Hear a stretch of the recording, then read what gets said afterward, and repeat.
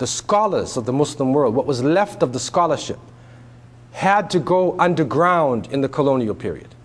In order to survive, they had to wrap Islamic scholarship in what I would call a cocoon.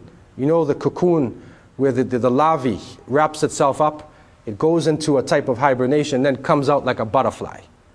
So they wrapped up Islamic scholarship in the madrasas all around the Muslim world.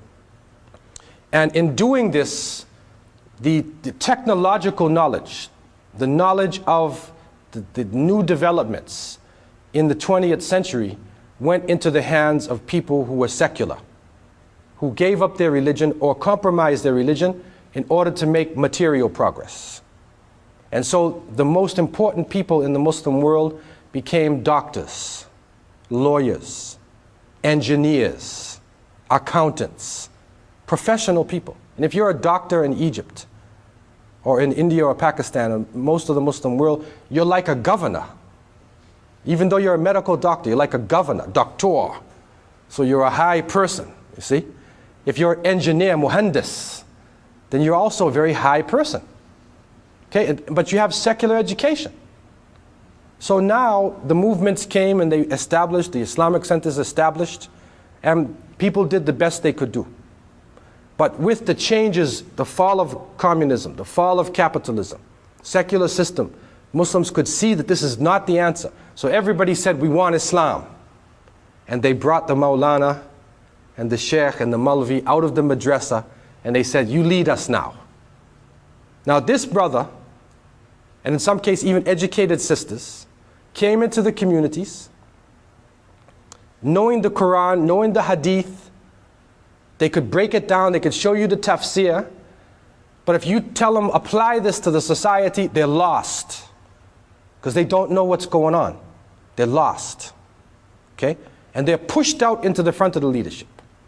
Also in many cases, and I'm saying this with all sincerity, with all respect for those people who have Islamic knowledge, in many countries, they also represented the inferior intellectual class.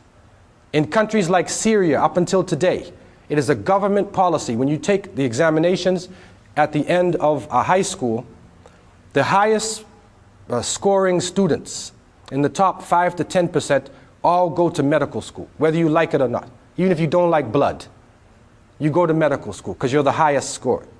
The next ones become engineers, lawyers, and then accountants. And finally, the people who couldn't make it on the test, you go to Quran school.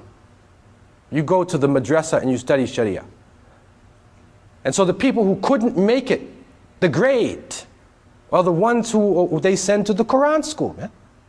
Because the government is secular, and the government does not want any opposition from Islam. Now in places like Syria, in many countries, many people resisted this, and they took some of their good children, or the most intelligent children, I should say, put them secretly into madrasas, had them study in medical school, and they also went to madrasa at the same time. But unfortunately, it's the exception, it's not the rule. That's the unfortunate reality. So therefore, many of the scholars who are put out front and asked to deal with complex situations don't have the capacity to do this. They don't know what you're talking about. They haven't even entered the discourse. They haven't entered the discourse. That's the problem. So that's the reason why we're getting lopsided fatwas, right? Unwise decisions that counteract the dawah, that destroy organizations,